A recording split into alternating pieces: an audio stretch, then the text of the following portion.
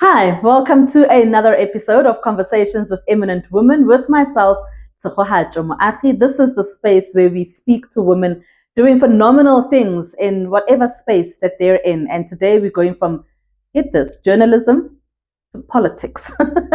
And we'll find out. And our guest today is Ayanda Allie, and she's going to give us details as to how did that work for her, that transition from journalism to politics. And of course, she is a BOSA member, and she is in the Gauteng legislature. She's going to give us more details about her time in journalism and now her time in politics. Ayanda, hi. Thank you so much for your time. It's so good to be with you. Thank you so much for having me, Tshego. Let's start there. How did we move from, why did you leave journalism? Look, I've always been a curious person. I think I've always been inquisitive from a young age. I've always wanted to know why. I've always wanted to know what, and so I think that naturally led me to journalism. And I enjoyed it. I loved it. I loved getting to know people. I'd love getting to know the story behind the story. I was always drawn to human interest stories. I always loved development matters. And I think it gave me that avenue to really ask the right questions and meet the right people and see what the issues were in any community and even the world. So I loved that. It was natural for me. It was part of my personality. And of course, Mila, so it helps as well. But I then realized the more I asked questions, the more I prodded and poked and probed, that some of the issues that we're seeing in our society are structural, right? They are systemic. They are as a result of policy or the lack of policy, and that to undo them or to restore justice would mean that you'd have to go a little bit more upstream and not just tell the story, but find your way into the story so you can try and change the narrative. And I didn't realize it at the time, but everything that I was doing post-journalism and even in the midst of journalism was bringing me to politics. I mean, I started a youth center in Soweto, Bukobami Youth Center, as part of that unctioning to just say, we need to fix something, we need to help something. We worked with at-risk youths. We worked with learners after school to try and scaffold the classroom experience, to expose them to career guidance and mentorship and the like. And that was an attempt, to try and change the narrative again. And then I went into government as a communicator so that I could understand, the whole machinery of government. How do you run a society? How do you do public participation? How do you co-govern with the citizens? And I love that, as a spokesperson, you sort of are the link between the minister and the constituency and vice versa. So I learned a lot from there, but I still had the feeling, it's okay, I'm a conduit, yes, but I'm not within, So I can't really disagree and say, no, we're not going to say that, minister, or we're not going to do that, because that's not your job. Your job is to communicate what the minister would have you say. So left that, learned a lot, but still had a nudge in my heart that there's more that you can contribute and there's more that you can learn. And when the opportunity came then to join Build One South Africa, I was very shy. I mean, I first did it as an undercover support, but from a distance. Don't tell anybody. I'll just like be in the shadows. Did that for a bit and then decided to join the comms team. And before you know it, I mean, some of the colleagues were saying, you should put your hand up, man, be a candidate, run, I was like, okay, let me try it. And then I took that leap of faith and said, okay, I'm going to put my hand up. I'm going to join publicly and I'm going to try and do my part, not only for the organization, but for my community. And Bob's your uncle. We got 3 seats. I was lucky number 3. We got 3 seats, 2 in parliament and 1 at the legislature. So that last seat, then I just managed to get in there. And that's how I joined politics from journalism. And we'll come back to the politics. We'll come back as well to the youth center that you have. Let's just stick a little bit on who Ayanda is. And I want us to then move all the way back to your upbringing. Talk to us about that. You say that you went into journalism because, you were always curious as to what is happening, why is this happening, and so forth. But where does Ayanda then stem from? And for you to then join journalism, what was that transition like for you? Yeah, look, I grew up at Dobsonville in Soweto, born and bred, love it. A vibrant community, very colorful, busy, all different kinds of characters, from ugogo things down the road, to the queue marshal was emateksini, to some of the brothers economy, and our sisters there, professionals who were there, civil servants, police officers, you name it. And wherever you go, Sanbonani. So you're that kid that knows a lot of people in your community, that feels safe in their environment to ask those questions. My mom was a nurse. She became stay-at-home mom after a short while. My dad was an owner of a fleet of taxis. So our family was always a hive of activity. Our home, people would come in, visit, ask for help, just come in and see the folks. And so I think from there, I gained a confidence to be able to speak, to anyone, or to engage them. And I always felt safe, even in the midst of that hustle and bustle, to say, the guys in the community will always look after me. So, I can be chacharach if I want to. And then, so I think that nurtured in me a sense of community. It gave me a sense of, a desire for justice. I had a strong sense of justice, to say, no, but I know what it's like to be in an environment of love, of caring, of sharing. So when it's amiss, or things are not as they should, or feel some kind of way, which is this is not right, and this should be, resolved some way. And I think I can attribute that to my parents as well, because they were heavily involved, whether it's in the church or in the taxi association, or, just generally in the community. So I was sort of raised and shaped, I always say, in the humanities or social sciences. We were just that kind of family. And I think so that's where journalism was then a natural progression for me. My sister was also in media at the time. She then went on to psychology. My younger sister, ironically, is in education. So we never lost that sense of a desire to work for people and with people, for the betterment of the whole. So I think that's where it came from as a child, from my upbringing. That's what led me to journalism, or the arts, media and communication. Yeah. And then you get into journalism. You study it. You actually study communication sciences, right? Then you get into the industry, media industry. Where did it start off for you? Sure. I volunteered at Rainbow FM. It's a Christian community radio station. And I think we needed to get some credits or something. I was doing the course I was studying, and they're like, you need practical experience. So just walk up to a media house, get them to sign this form. You need to serve 40 hours and, report back to the class. So I went there and I said, hi, I'm Ayanda, I'm doing this course. If you can help me out, I will serve tea or whatever. I just need to be in an environment where there's this kind of operation going on for my credit for school. And I think, did I meet Humphrey or Ronnie? I think one of the two. And they said, we're looking for newsreaders. Do you read news? I was like, I have not read news, but I can read. So I think I can do it. They're like, you just sit there and you read what's written there and you should be fine. Girl, I sat there. Nothing has shaked more than, it was just like, I was like, rushed through the thing. And I was like, I am never doing that again. That was nerve-wracking. That was scary. Thank you very much. And they're like, no, do it a little bit longer. I will probably say 40 hours that are on this paper, and then we'll sign it for you. The more I did it, slowly the confidence came. I learned to pace myself. I learned to think, I think I can do this. To the point where when it was time to leave, they said, would you like to, volunteer a little longer for us? We can't give you a salary, but we'll give you a stipend. And that's how I got my first job in broadcasting. Nice. Yeah, that's how I got in. And from there, I called 702. I was like, you guys need me? You don't know it yet. But this is them that I told them. Okay. And I said, I would like to come and read for you and show you what I can do. I think it's the folly of youth. It's the arrogance. Sometimes when you're young, you just think you know stuff. Yeah. So naturally, it was a risk taker. I was like, that's what I'm going to do. Luckily, Katie Catapodis at the time, Katie's PA had heard me read at Rainbow.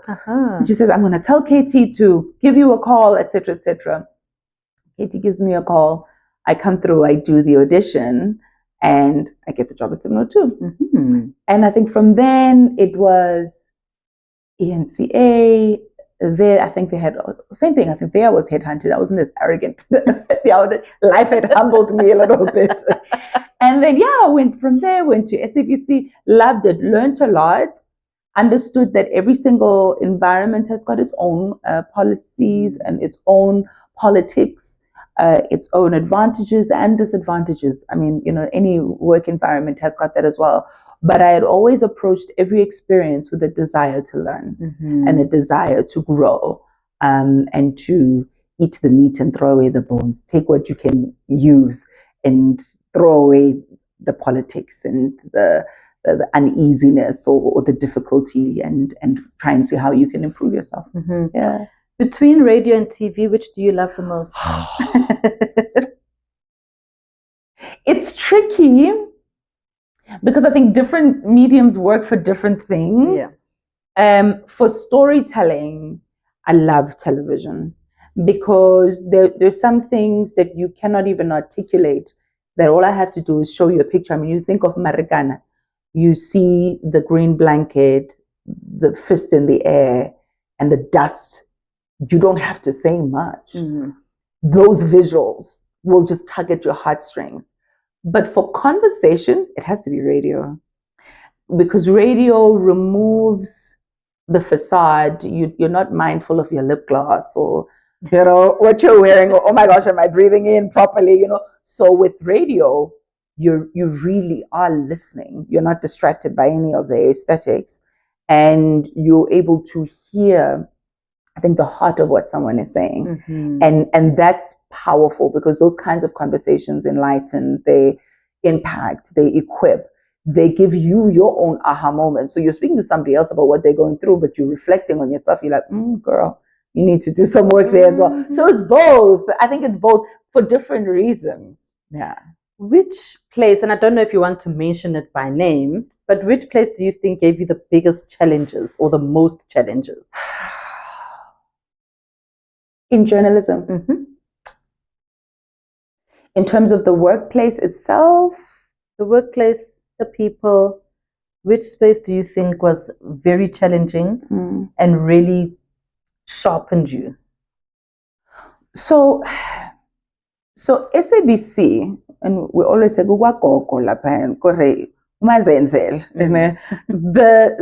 are less stringent than, I would say, your ENCA. And that's an advantage and a disadvantage. The advantage was you could wake up literally and decide, hey, it's the elections, it's 2014. I want to go and interview all the political leaders, but I don't want to interview them in their office or on the field. I want to interview them when they're busy with their hobbies. I want to know what they do for fun. And you'll have your superior at the time say, okay, that's what you want to do. What do you need? I'm just like, I just want a camera. And this is what we did. And we traveled and we played golf with Bantu Olomisa and spoke to him about why he loves golf. We went on a game drive with Tera Lekota. We played chess with Zuma. We cycled with Helen Ziller. We were on the beach with Julius, and I think because we had to catch him during campaign, so it's not what he likes to do. It was just like, okay, we can't be in your office, so let's just take a walk on the beach. We went to the gym with, was the gentleman from, I forget which party it was, but it was wonderful. And so what SABC could do, in that it was, not as strict in terms of policies, was that it allowed you that freedom. Yeah. What it took away, or what made it difficult, is that the editorial censorship at the time was jarring for me, because from where I came, we had a certain degree of liberty to tell the truth as we saw it. We, for example, at the SABC were told at the time that we were not to, show visuals of Zuma being booed. Okay. For example. And then I think there was a process that EFF had done at Conhill. My memory is, failing me at the moment, but it was a large gathering. It was real, it happened. And the news of the day, or certainly in the morning, omitted it entirely. there'd be times where you put together a bulletin, a strong bulletin, that maybe, discredited the governing party at that time. And you would read that maybe for the 6 o'clock bulletin, a phone call would come in, from Lutuli House. And by 7 o'clock, you're leading with something frivolous. And you would go to the editor and like, what's going on? Why is my bulletin looking like, a walk in the park or daisies or whatever? What is this fluff? And they'll just look at you and say, hey, my guy, it's a good job. We tried with 6 o'clock, but it's not going to happen for 7 o'clock. And so that was quite frustrating for a lot of journalists. Right. And so I think that's the two. What we then have, for example, in ENCA, then it is very strict. They are very conservative with their resources. So whereas you'd have one, outside broadcast here, State of the Nation address, and I'm there, so and so is there. There's 20 of us from Joburg who have gone there, plus the officials and the broadcasters in Cape Town for SONA. ENCA, if you are 5, you are many, you will stand there, you will cover that SONA. Do you understand me? For a full 8 hours. Whereas SAPC, we would have changed with me, myself, and then you'll have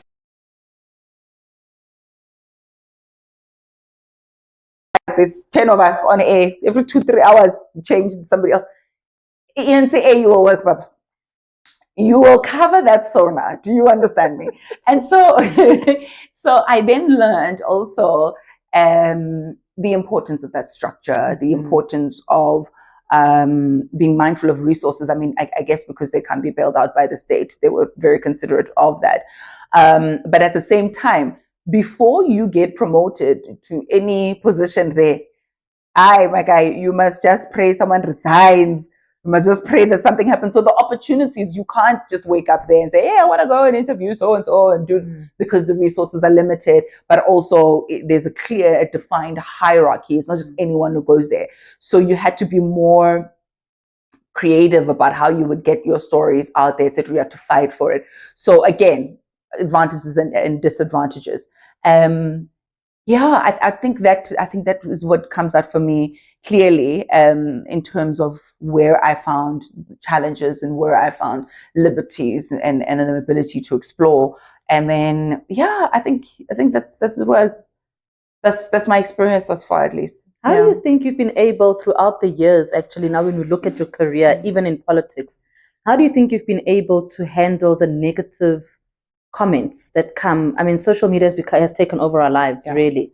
So for you to have been at SABC, ENCA, radio stations galore, how do you think you've been able to handle, and then into politics, handle that negative commentary that comes from social media, especially when you leave a place and now suddenly people are assuming why you've left? Yeah, sure. I've learned to have a thick skin. I've learned to have a really thick skin because, number one, I never quite myself understood why I struggled to settle, in an environment for longer than about 3 years. I think the longest I've been in any institution is about 3 years. There's always been a desire for me to scaffold, to jump from here and move from there. And because there's always been a drive that says to me, this is not it. This is it now. This is part of the journey. This is not the destination. Learn what you need to learn here. You're going to need to, use it in future.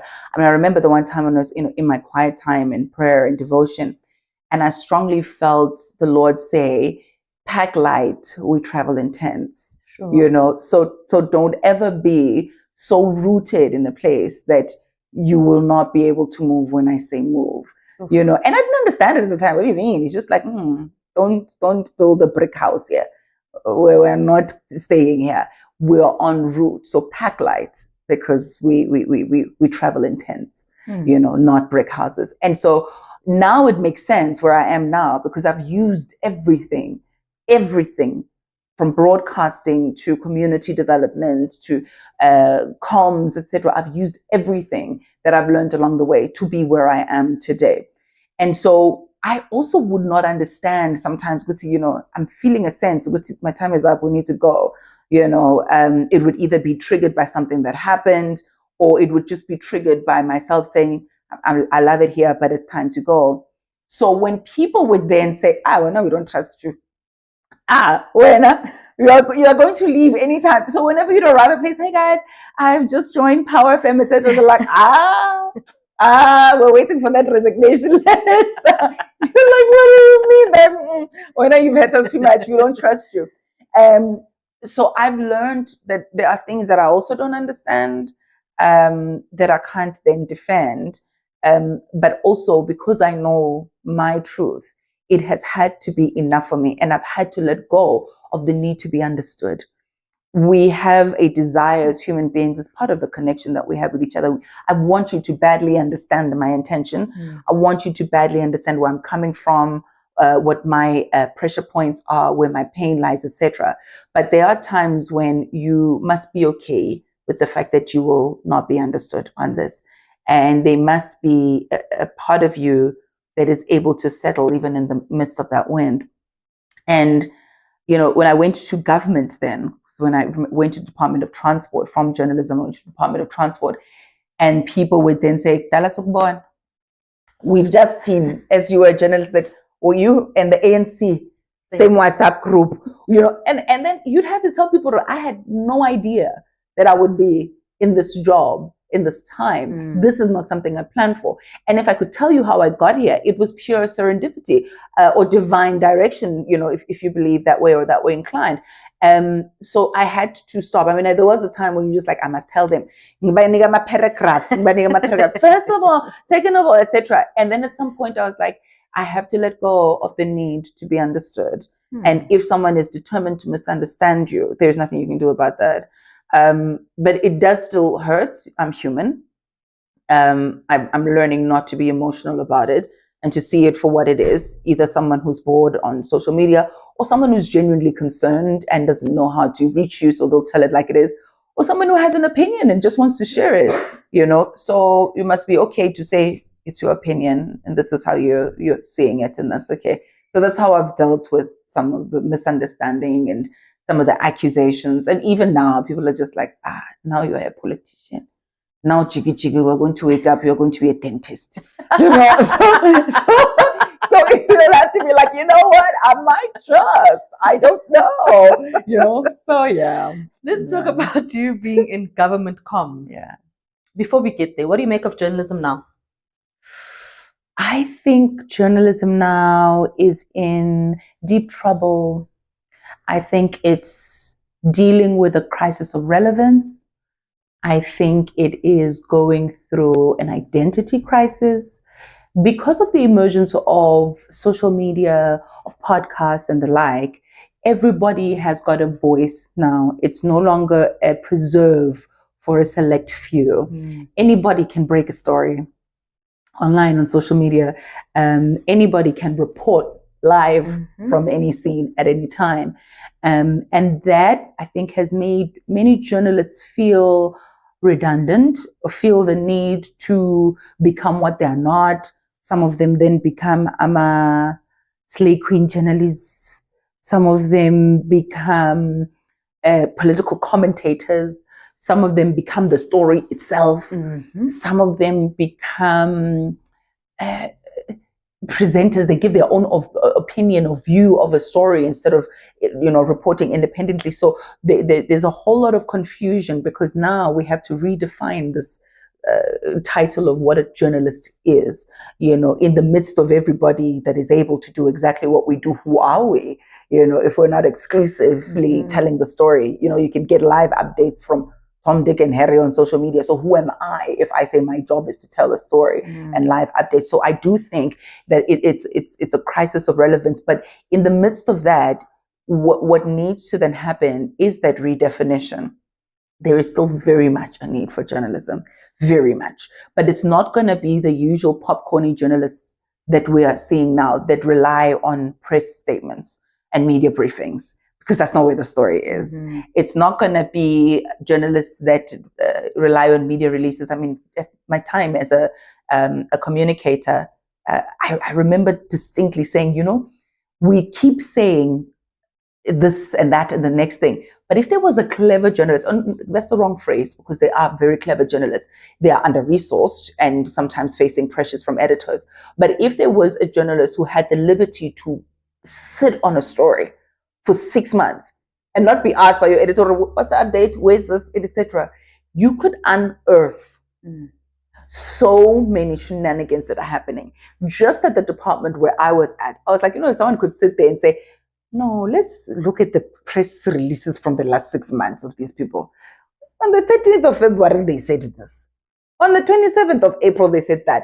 But journalists today don't have that liberty because they're competing with everybody else. They can't sit on the story. You come in on a Monday, you do diary. Tell me what you're working on. And if it's not moving enough, because you've been sitting on this thing for 3 days, move. We shelve it. We'll go to something else. You lose the art of what a journalist is. If you were to sit and say, I have a beat, we no longer have beats. There's no budget in the newsroom for you to have a beat. My beat is transport. All I do is focus on transport.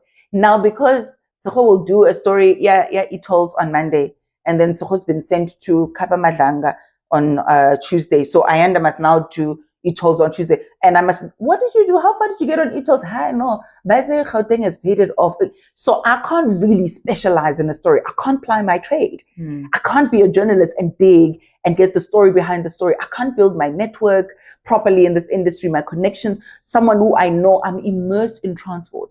And if you wake me up at 2 o'clock in the morning and you ask me what the transport department's quarter review is, for the current quarter, there's no one who can give you that because it's popcorn journalism. You must go, want to know, breaking story, covering press releases, etc. So I do think that at some point we're going to have to redefine what it means to be a journalist. We're going to have to get back to those basics of being able to focus resources on a particular story and sit on it until it comes to light what had happened.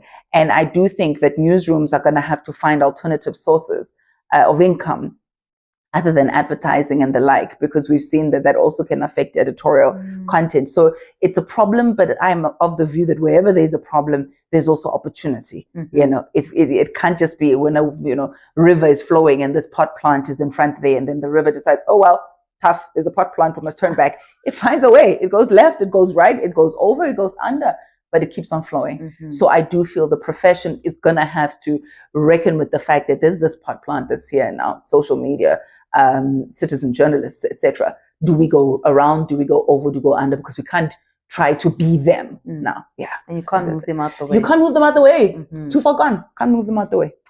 Ayanda Allie is joining us on Conversations with Eminent Women. We've got so much to still talk about. So let's definitely park journalism. We're done, I think, for now, with that side of who Ayanda Allie is. Let's then speak about being a communicator. You move from journalism, you go into government communication. What is the difference between the two? How did you land that job? It's so weird. It's so weird. So I had only ever met Minister Mbalula briefly. I think it was a golf day that we were covering as Morning Live. I want to say it's Andrew Mlangeni golf day, but years prior. And it literally was oh, how are you feeling? I think it was a sports at the time. Oh no, this is wonderful, etc., etc. Okay, thank you. Back to you in studio. That was the only time that I had met him. Years go by. I meet his advisor, but I meet the advisor also as a chance encounter. It's like we're having a conversation together. You're the advisor, and I'm a lady I know. I walk past, I greet the lady. Hi, how are you? Great. So nice. Okay, this is so and so. I meet so and so. Hello, bye. That's all. So and so is now looking for candidates who could be the ministerial spokesperson. He's, I guess, looking far and wide and looking for something unconventional. Lands on my social media feed, sees the work that I'm doing in the community, sees that I'm studying. I think I'd done my honors at that stage, was working on a master's or something like that. Then decides to drop a message on social media in the DMs. Hello, I see the work that you're doing. I would like to have a conversation with you. I say, no problem. I sit down with him. He asks me, so, what are your aspirations in life? My aspirations in life? almost said, to be happy, like Beyonce. And I'm like, what do you mean? It's like, well, what are you doing with yourself? Ever thought about going into government? I'm like, yes, I actually have often toyed with that idea. And I even made a joke to my friends. And I think that elections, government or whatever. And I thought that I would go in because I had a couple of friends in government. When you're a journalist, you know everybody, or almost. And I said to them, guys, and none of them hooked the sister up. I was like, okay, they didn't get into the positions firstly, but secondly, then I was like, okay, maybe another time. And then when he approached me, I was like, yeah, actually, no, I've strongly been thinking about it. I just don't know who. My people did not go in, so I don't know, So he says, okay, no, there's this position that, is open for ministerial spokesperson for Minister Mbalula. I was like, Mr. Mbalula is very active as a minister. He is very communicative. I think whereas other ministers shy away from the media, he's never been afraid to approach and say, this is how I feel. He's very active on social media. I'm like, I don't know what you can do as a spokesperson. He speaks for himself, Yeah, you're just going to sit there. And then he showed me what the job entailed, that you would have to communicate a ministerial position on matters. You would have to be the bridge between the constituency and various stakeholders, interest groups, etc., industry players and the like, and the minister. And you're not just speaking on his behalf to the media, but you're also, speaking on his behalf to those stakeholders, and also giving him that information that, this is what we're getting on the ground. Is there something that we should be releasing on that? And I was like, okay. And at first I thought I wanted social development. I badly wanted to do something in the Department of Social Development. I was like, this is a natural extension. This is what I'm already doing, etc. So when I went to the Department of Transport and I saw that the title was, I think it said Transport Department, the heartbeat of economic growth and social development. And I was like, okay, Bob's your uncle, let's go, And I prayed about it, and then I felt so much peace. And then that's how I got the job.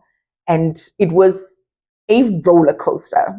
It was a roller coaster. We saw you, man. Oh, my word. But I think it stretched me. Yeah. It grew me tremendously. And I must give the minister credit for this, because his team was largely young. All of us, if I'm not mistaken, were under the age of 35. Myself and Ese Tandiria, young team. And he gave us the opportunity to have a seat at the table where conversations of national importance were taking place. The scrapping of the e-tolls, that was a seismic event, whether to scrap or not to scrap and what options were there. And here we were, these young people sitting there and having every right to be there, and having to communicate that. PRASA and the dismantling of the infrastructure there, the wholesale looting of the railway tracks, of the overhead cables, of the railway bricks, and all the things that were in the reserve. We were in those conversations, and the war room information would have to circulate what had happened in there. We had front row seat at taxi violence discussions. I remember we went to Cape Town. Girl, we were in Cape Town, and the taxi owners would tell you, Tina, come 4:30, we leave. And we're like, why? The meeting is still on. They're like, no, because the sun must not set while we are out of our homes, because anyone can die on the way from here to home. So come sunset, I must be at home with my guards, etc. That is how real it was. And the minister would say, okay, can we just have just one understanding? Just please let no one die from this conversation, while we're here. Yeah. And then we'd leave, and then we'd find out, we'd come back 2 weeks later, and one of the people who were in the room died. They got killed. So it was those kind of responsibilities that he was tasked with, that we, by extension, had to communicate, had to package as information. And so, I mean, Department of Transport is varied, it's wide, it's huge as a department. You think it's just, the road, etc. And we were able to sit in those rooms. And I think that's what also gave me the hunger, the appetite to say, my goodness, this machine called government is massive. and all of us can have a part to play in making it work a little better. And so that for me really was an eye-opener. And this was all taking place just before COVID. And during COVID, we were at the heart of it. People couldn't move, people couldn't drive, people were stuck outside the country and couldn't come in. People who were in the country from further afield needed to go back home and they couldn't. So those kinds of crises really help you to communicate. And I didn't know that, there's a whole subject called crisis communication, how to communicate in a crisis with different stakeholders. And then you also have a very active minister who's active even on social media. So you will wake up in the morning and decide, who am I going to piss off today? And then you'll be at it, dear so-and-so. And then, so we'd learn to understand him because those are his strengths and that's how he operates. And you can't curtail him. There's no calling him to order and saying, hey, minister, you can't. Like and he knows what works for him, but it teaches you then, how do you respond? So very early on, I learned, I think Zizi Godwa was spokesperson at the time. He'd be like, yeah, I know. Was it Zizi? Can't remember. NCR. Yeah. So you would then say anything that, because also there was Bulemabi, I don't know at the time. So also you then had to learn to say, I differentiate between party and state.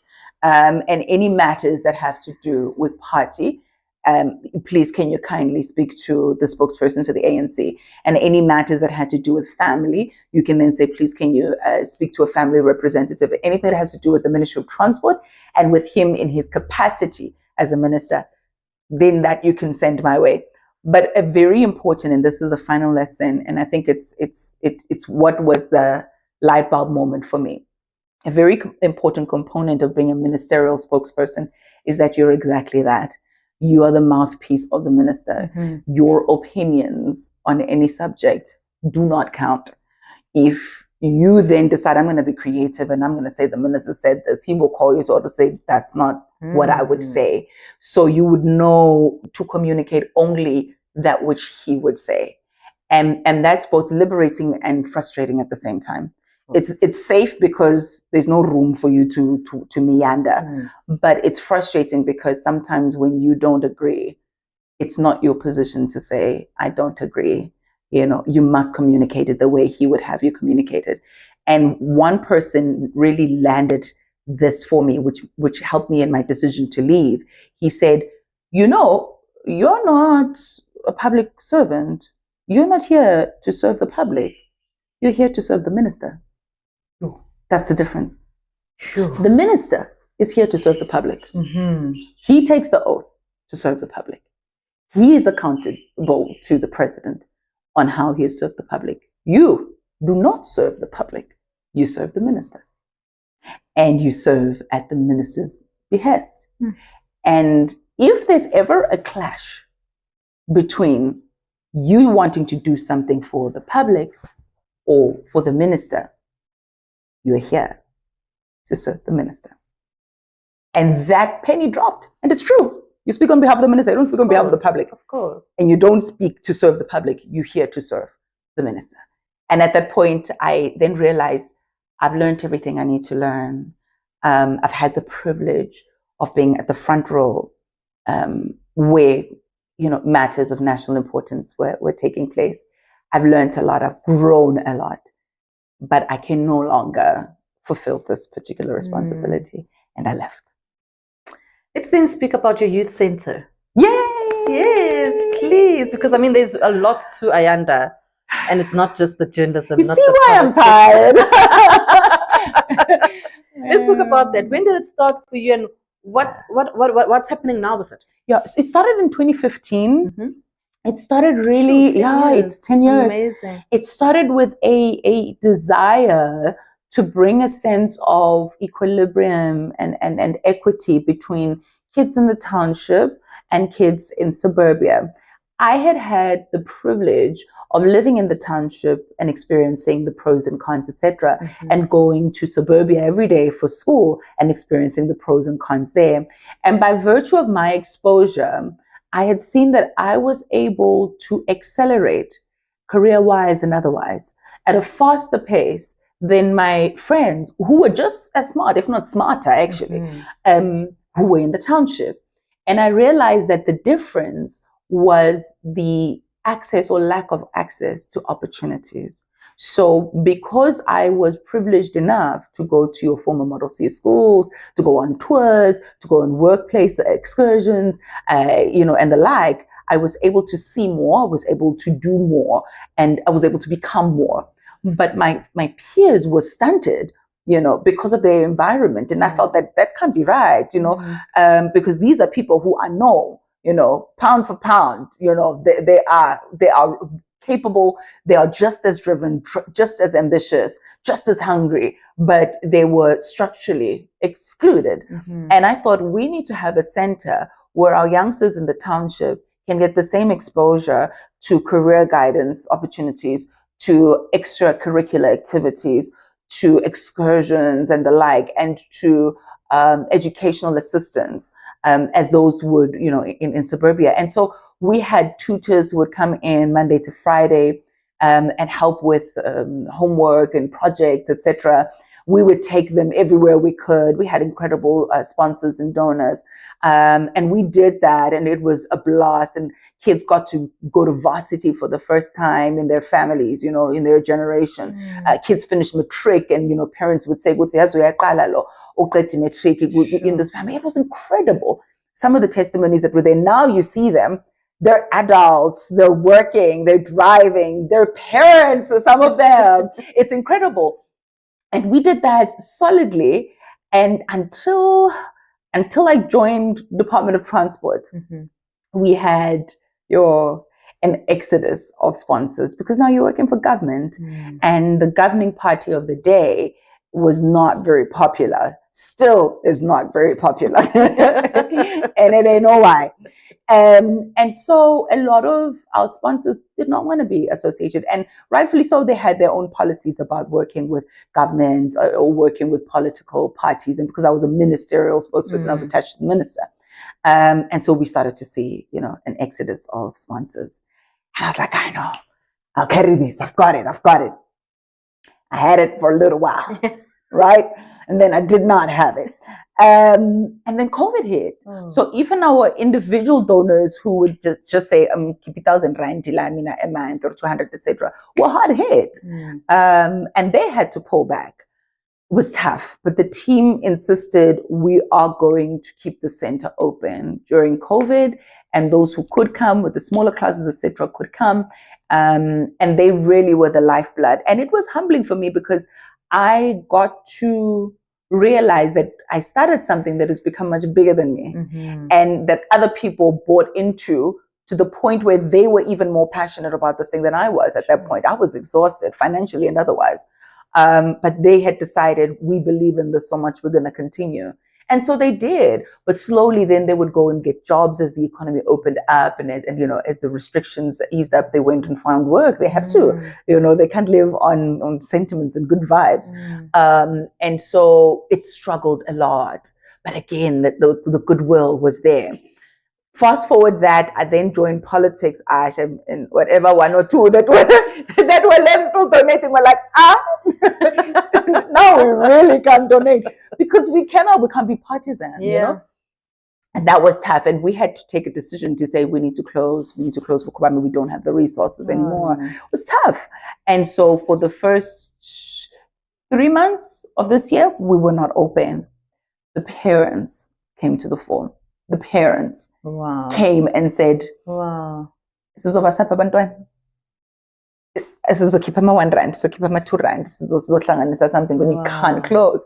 It was hard.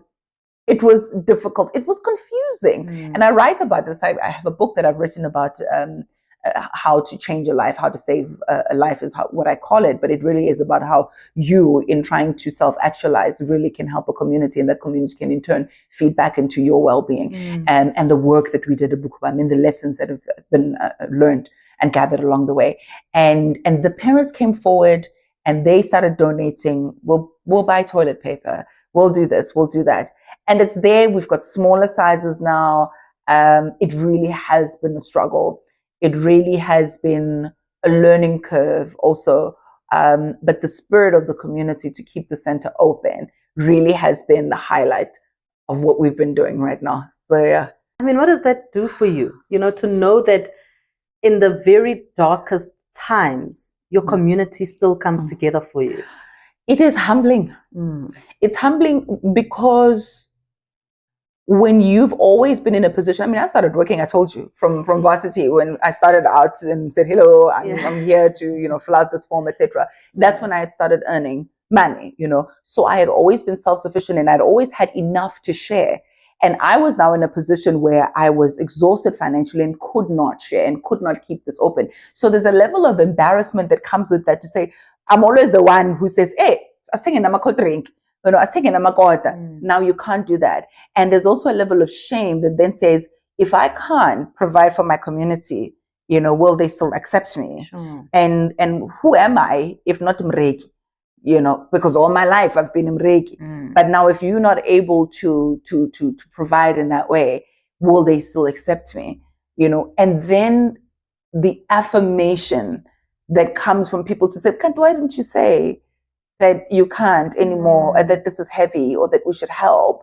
There's a level of pride to that as well. When you think you're the only one who can do this, you think you're the only one that can carry this, And I had to do a lot of soul searching, a lot of introspection to then say, but no, what is it about me that made me feel if I don't have, I won't be accepted, And what is it about me that made me feel like I'm the only one that can provide for this thing? So I had to do a lot of forgiveness of myself, re-identifying what, guys, I'm actually, I don't got it, I thought I got it, I don't got it. And then also a great sense of, I think affirmation that came with my community saying, dude, we know you since you were been in your diapers, girl. You could do nothing for us then, we would not gain. So if you can't do anything for us now, and we could accept you then, why would we not accept you now? Why would we not receive you now? And so they came along. We now have a soup kitchen that we're running on Tuesdays, because they then said, no, let's have ideas of what we're going to do. So in the soup kitchen, make the space available. I mean, the center's in the house where I was born and raised, that my father left for me when he passed on. And they said, look, the bricks are still up. The roof is still here. The water is still running through the tap. Let's go. So the soup kitchen is there Monday, Wednesday, Friday. The kids come through, and I really saw my community come and stand around me and show me that there's more to me than what I can do. It's about who I am, and it should be like that for all of us. Yeah. Is that then why you went into politics, to hold people accountable because of how your community came through for you? I think, like I said earlier, everything that I'd been through and had done brought me to a place where I am, where I feel full enough to be able to stand courageously, knowing that even if all else fails, I still have a community that will accept me, that accepted me as that little girl who was inquisitive and nosy and probably very annoying, that accepts me now that I'm not able to do all those lavish things that I could do for them through Ibu Koban.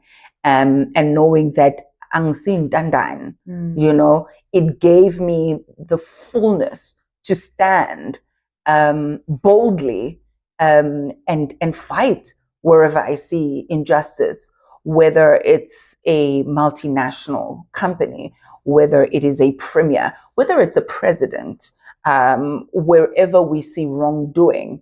I feel full enough on the inside to stand solidly and fight, because I know, should I fall, I have someone to fall back on. I have people who will accept me. If my party decides I'm going to kick you out, Ayanda, because now we even are fed up of you. Or if the legislature decides, I've broken this rule or that rule. And that gives me the courage. It gives me the boldness. I can't even describe it. I don't have the words for it. I just feel fortified inside. Wow. And stand boldly and say, I wish people would, I wish you would come and try me. Yeah. I may come as one, but I stand as 1,000 from my community. So if you touch me, you've touched Ufusile, you've touched Umoli, you've touched Umaratu, you've touched Umagalulama, you've touched, you know what I mean? So that makes me full. And that gives me the attitude. Because I know what to yeah. Why Bossa? Why did you not say, you know what? That these political parties. Yeah. There's BOSA, there's Good, there's ANC, there's DA, there's EFF. Why did you decide on BOSA? One of the people actually did say, the fact that you didn't go to ANC after you had worked closely with the minister is an indictment, you know. And I had to say, I didn't find a home there that could house what I felt that the future of this country requires. For example, I joined the ANC briefly through my aunt, who's a member, and you know, she signed up, yeah, join us, etc. Nobody called to say you're a member now, welcome, etc. The card never came, even though they say you're a card carrying member. There was no cards to carry.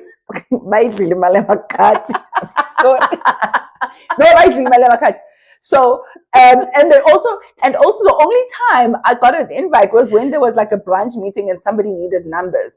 I'm like, you guys, I run a whole youth center. Nobody has bothered to say, hey, let's come and visit young people. Their role and responsibility in this country.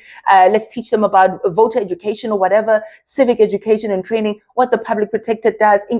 Nobody has bothered in this ruling party to find out what it is that I can do for the country, or how it is I could serve, or how they could partner with me, etc. All you had called me to say is that, yeah, whereas I go PGMs, you need my votes. I'm like, I'm good. Thanks. Bye-bye. And then I couldn't resonate with any of the other parties. Remember, I went to a former Model C school. I have baggage from people who would then say, no, please don't touch my hair. Why do you guys talk so loud? Yeah, you're right next to each other, etc. Don't speak that language here, etc. So we still have that baggage that we had to deal with. Microaggressions and downright racism from those schools, and how we had to sort of assimilate just to be accepted, but we were never fully accepted. And so I couldn't find a home in the DA. You know, for me, I was just like, it's trauma. Yeah, my former Model C school. Now I'll be here and I'll, be told to align and then I must be honest. I mean, in my head, I was a fighter. I like radical.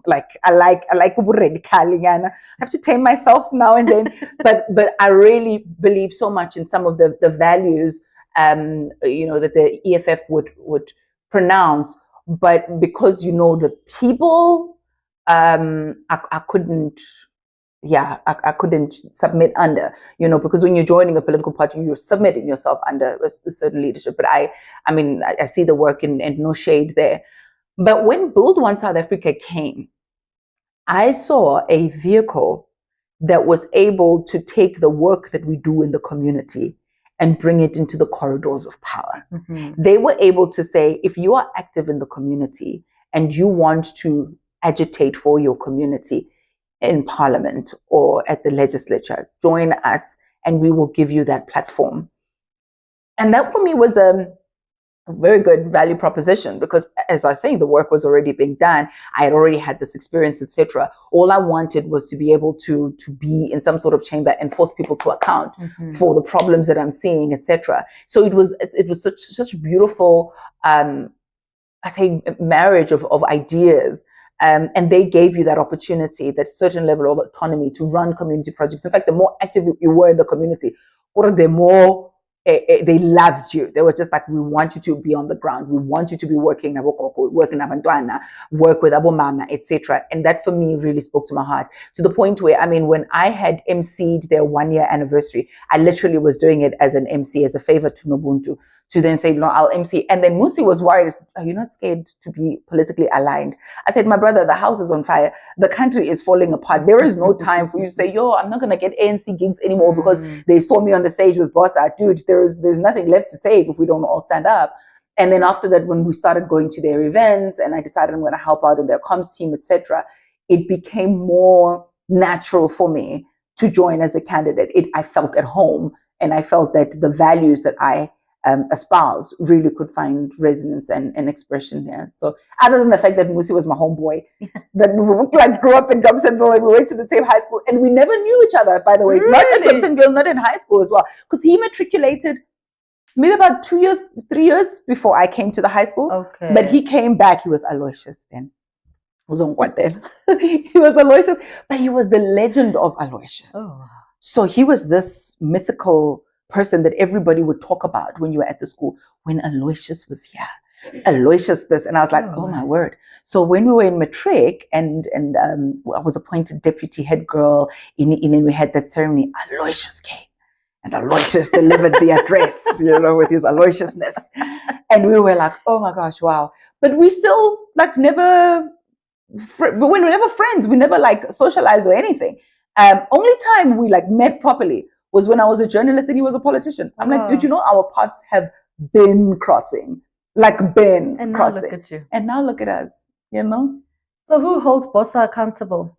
If you are you're in the provincial legislature, you're holding all those other political parties accountable. Girl. Who's holding Bosa accountable? Because people want to know if you are saying, my people need this on the ground, and you go back to the provincial legislature and you say, or you speak to whoever that you need to speak to, and you say, listen, please just help out here. Who then holds you accountable? No, I see where you're going. You were sweet talking me this entire interview, and then at the end you're like, boom, here's the bomb. Because that's a very good question. That's a very good question. So I'll answer it in a few ways. Firstly, when we campaign, we promise people something. A job in every home. We promise you we're going to fight for education. We're going to do this and that. And those people who then borrow us the vote, because they can take it back in the next election, they borrow us that vote. We then have to account to them, firstly, to say, this is what we've done. And I've done a weekly update thing. I call it Governing Together. Yeah. So, and that's a way of saying, your vote is well taken care of. And this is what I'm doing with your vote. So I make it a point to always give that feedback. This is what I'm doing. This is how I'm accounting to them. So that's the one way. Physically, we go there, but also on the social media platforms, we account. And people will respond and be like, on some, yeah, there's an issue. Whoopie, whoopie, whoopie. And most of the issues that I've been able to run with literally were from people on the ground telling us. The fair pay bill that's in Parliament, that was as a result of a DM. Someone DMing to say, there's this issue. I need a voice in Parliament. Can you guys help me out? We take it up. We send it to national. We run with it. There's an issue that we dealt with. My franchisees, mini market stores, spaza shops, Uber, e-hailing, and all of that. All those things were from bottom up, from our constituency saying, okay, we see you've done 1, 2, and 3, but you need to pick up your socks on 4, 5, and 6. So there's that component. But there's also then a report back mechanism through auditing, for example, that the legislature will do for the monies that have been sent and making sure what they have been used accordingly. So that's one platform that we use to account, and Parliament also has a similar platform there. And then I think the most important is how we hold each other to account. Yeah. We have rigorous debates around issues. Even when you pick up an issue, they'll put it on the table and say, we're going to do a fair pay bill. We don't want a pay slip to be asked of anybody when they apply, because people are being held back because of previous pay disparities. Great. Then we sit down and then, maybe some person will say, hey, AMA unions are going to love this. They'll go for it. Then other people say, hey, corporate will not like it. We might not get party funding, etc. Then someone else will say, we're not here for the party funding. We are here to serve the people. And then we ourselves will pick it apart and hold each other to account and eventually agree the right thing to do is to champion this thing, and to hell with whoever decides that they're going to have a fallout with us as a result. So internally, the mechanism to hold one another to account is extremely robust. And if I don't know, there must be something about Gauteng, because all parties, the Gauteng branch, radical, even the ANC, national will go this way and they'll stand up and say something. It's the same with us as well. And there's something maybe it's Gauteng, where we will stand up and say, we need to fight this issue. And national will then come, because they have the responsibility of giving that direction and say, have you considered this? Have you considered that, etc. And we will fight for that issue. Sure. We will fight. We will defend it. We will lobby Musi. We'll lobby Nobuntu. We'll call, guys, please, can you convince? And those mechanisms are really appreciated because they protect us from any potential pitfalls when they will show us, guys, watch out for 1, 2, and 3. But they also allow us to fight for what we believe in. And if the fight is worthy, then it will be taken up nationally as well. So there are a number of ways that we account to ourselves as a party, to the legislature and parliament, and to the constituency as well. Do you enjoy it? I love it. Being a politician? Love it. I love it. I love it because, and we're chatting about this, it's an extension of everything that I've done and also a consolidation of everything that I've done. There's activism in politics. There's communication in politics. There's journalism in that you have to investigate and find the stories and hold people to account. And I can do that in politics. So for the longest time, any job that I did would only appeal to one thing, you know. As a journalist, you can investigate the story. You must tell the story. You're not the story. And you can't lobby for a story to go any particular way. If you say there's been corruption here, etc., but you can't say this person is bad, don't have a feeling. You must, distance yourself. With politics, you can say you are corrupt and you've done 1, 2, and 3, and you must account. So that's covered in. But with activism and community work, you don't have the ability to change the policy around the issue. You can only deal with the manifestation, fix the issues with education from, wherever you see them in the class. But here I can go and say, let's look at the education policies in Gauteng and see how they may be disadvantaging kids in the township. Let's look at whether or not we need psychologists in class. So you can look at the policies in government, whereas community work, you're just dealing with the manifestation, but you can't really deal with the system or the structure. You go to, like I spoke to you about the ministerial spokesperson, etc. You communicate only what the minister would want you to say. But here, as a public representative, you can say exactly how you feel on a matter, and you can represent your community and tell everybody exactly how your community feels, without thinking, this is not palatable. So everything that I have done in pockets finds a home in this one job, which I've never had before. And everything that I have learned, that I've seen, everywhere that I've gone to, every person I've interacted with, can find expression and give me a mandate to pursue what I pursue at the legislature. So that's why, I always say, we only have one seat at the legislature, but I'm sitting there with everyone and everything all the time, fully loading that chair, and therefore I never feel alone. You mentioned during our conversation your relationship with God. You spoke about the prayer life. You also spoke about how God said to you, pack light. I'm going to take that with me, by the way.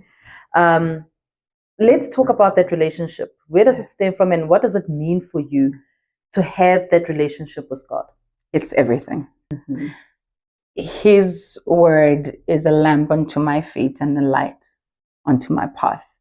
And every step that I have taken is a step where I have requested, shine your light, so that I know where to put my left foot and where to put my right foot. Shine your light so that I know, is this a yes from you? Is this a no from you? Is it a wait from you? And every single time that I've gone my own way in first matters, I've known very quickly, you're on your own, bro. This is just you. But everywhere that he has carried me, he doesn't leave me even when I take my own way, etc. He'll guide me back to the path. But everywhere that I've gone, even when I've gone by mistake, he has been able to redeem and use and made me feel that he's present at all times. And he will give me that favor, even in conflict, etc. He'll give me that grace. He'll enable me to be courageous. There are times when I'm able to stand, I told you, because I know my community is there. But more than just the community, I know that I have the backing of God. And he will give me the words to say. There's the whole State of the Nation response that I gave with the president, that I sat there and I will literally sit and say, okay, what do you want me to say? And I'll speak. We just did a tribute to Babita Diakran, And I struggled with putting that tribute together because I wanted to say so much. But I left it. And then in the later on in the evening, I just prayed and went to sleep. In the morning, I said, Lord, I've been fussing about what I need to say. I didn't ask you, what do you want to say? I'm here. If you have something on your mind, I'm here. I'll speak. And many times when I stand, he'll give me unctioning to speak. Many times when I fight, I'll fight as if I know how to, and I don't. And I always say to people, sometimes people will call my bluff, but okay, and then I'll realize that I don't know how to. But I'm able to stand tall because I understand that I'm being guided, I'm being led. So my relationship with God is everything. I always say to people, there's very little that I'm afraid of, like that. I don't fear much, but one thing that I do fear is dying and going to heaven and having not fulfilled my purpose. That's the only thing that would keep me up. I'm not afraid to die. I'm not afraid to take a leap of faith and resign or to go plan B, etc. I fear none of that. I have a knowing in my spirit I'll be taken care of and I'll be fine. My only, I think, real fear is the fear of obeying God. Is the knowing what I might get to heaven and be like, dude, you lived a lovely life. It was great. You looked cute, by the way, but you did nothing that I had sent you on this earth to do. I can't have that. I want to hear a well done, my good and faithful servant. Yeah. What do you do to relax? Girl, I nap. I'm a napper. I nap. I always tell people it's a gift. I can be in my car in between meetings and I'll set my alarm, 20 minutes, and I'll take my seat back and I will be gone.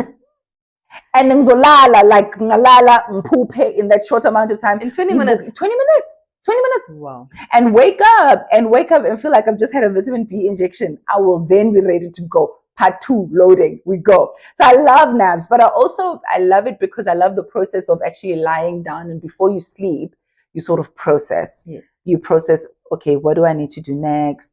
What do I think about such and such, etc. And you can then sometimes see things in your dreams, or visions, or sometimes you'll just get an idea as you're in that restful state. Or sometimes it's just literally a reboost for your own body, for your mind. I love napping. I love movies. Oh, I love watching movies. I get some of the greatest quotes from movies, from songs. I love listening to music. I love going for massages. I love hanging out with my friends, although I don't know if that's relaxing because we end up jabbering and laughing. I have that's relaxing. My best. It's very, very, very fun. Don't be entitled. We chat. I'll touch base with my sisters or my kids. We'll do something fun. They love going to the stadium. So Habi will just pack them in the car, San Stadium. That's fun. That's really, really fun. I think that's what I do to relax. I love reading. I love reading poetry. I love reading books. Yeah, and that's what I do. I'm glad you mentioned the kids because I was going to ask about you being a mom. I have kids for days. I have kids for days. Everybody knows I drive this huge car now because sibaning hashtag. So I always say I have kids that I birthed and kids that I inherited, but all of them come from my heart and all of them are mine. So a total of 6. Sure. A total of 6. 2 girls, 4 boys. Oh, wow. 2 birthed physically. 2 boys came from my heart. I inherited them. And then 2 girls, I inherited them through marriage. They're amazing kids. They're fun kids. They keep me in the loop. They tell Mom, we don't say that anymore. Oh. Mom, nobody says that. Okay. Okay, I say it. No, Mom, don't say it. I'm like, okay, they'll tell you, okay, see, I'm like, but me, they're like, cut. Don't do that. So I love it because they also remind me of my why and why we do what we do, why we fight, the kind of country that we want for our kids, the kind of future that we would have them have, and the kind of legacy that we'll leave. I'm very intentional about raising kids who understand their responsibility towards country and towards community. I'm very conscious about making sure that they get that there's no gender roles. There's no gender what. If there is cooking that needs to be done, you're a boy. Guess what? You're cooking. You're cooking. So yeah, love them to bits. Got a few more questions, and I'm gonna try to keep them as short as possible. So first of all, would you go back to journalism? No, I think I do a little bit of journalism in the work that I do. I would love to do documentaries. Okay. I would love to do long format documentaries, because some of the issues that we drive and some of the communities that we meet, their issues, yes, can be solved legislatively, but also their story needs to be told. So I do think a part of me would want to, at some stage, delve into journalism in long format, put together a documentary. Yeah. What are you hoping to see different in the province of Gauteng, seeing that you are in the legislature? We need to be more intentional about townships. So the Economic Development Department has put together a wonderful document. It's a policy legislation that we call the Township Economic Development Act. It was adopted by the legislature. It's wonderful. It speaks about preferential procurement that favors townships, right? And how you can have special economic zones in the townships, where if you build a factory there or if you have a plant there, you're able to then get some sort of tax benefits, etc., that you need to hire locally, etc. It's wonderful. It's in black and white. It's not being implemented. The very department that is the custodian of the Township Economic Development Act is failing to procure from townships. And every single quarter they turn around and they say, no, we can't procure from townships because they don't have what we need. And I say to them, you can't keep saying they don't have what you need. At some point, you're going to have to help them build the capacity to supply what you need. So if you're saying we can't get bottled water from the township because there's no township that has bottled water, that's a sign. Get your entities to go do workshops in all the different townships. Teach people how it is that they can be in this industry, in the sector, how to bottle, how to procure, all those things. Get them on the supplier database, and then let the best service provider win. But you can't fold your hands and say, no, those things don't exist. They'll never exist unless you're intentional about developing the township. And then there's a lot of manufacturers who are there in the townships who don't get support, not from government departments and not from anybody else. So I think we need to be intentional about developing the economy of the township, because therein lies the solution to so many societal ills. When people are able to get a job, a decent job, a job that gives them dignity, they'll stay away from crime. There will be less domestic violence. There'll be less kids who are not able to go to school, etc. Because mom can give you malokera, mom can give you school uniform, etc. But the heartbeat of any growth in our society has to be fixing the economy, and they have to be intentional about the economy of the township. So for me, at the end of my term, when I bid farewell, hopefully without resigning, I would have loved to see them hitting the targets. No, I think I'll be fine. I'm very happy. Very happy. I'd love to see them meet the targets that they had set out for themselves about developing townships. What would you say to the young Ayanda, 16-year-old Ayanda? Oh, man. I would tell her that she is beautiful, that she is destined for greatness, that she doesn't need to be affirmed by any man, any person apart from her maker, her creator. And that as long as he gives the thumbs up and says, you're doing good, girl, you're doing good, I would tell her that she's safe and that her community's got her back and that she should never be afraid. I wish I had learned that sooner rather than later. And that you got this, girl. You got it. You got it, girl. Even when you don't got it, you got it. Thank you, Ayanda. Thank you. Appreciate your time. This was fun. Thank you. So good. Ayanda Allie, of course, on Conversations with Eminent Women. Such a lovely conversation. And of course, we'll have another conversation for you in the coming week. Remember, in the meantime, to like and to subscribe. From myself, Tshegohaco Moagi, thanks for tuning in. Remember to be kind and to protect your peace. Bye.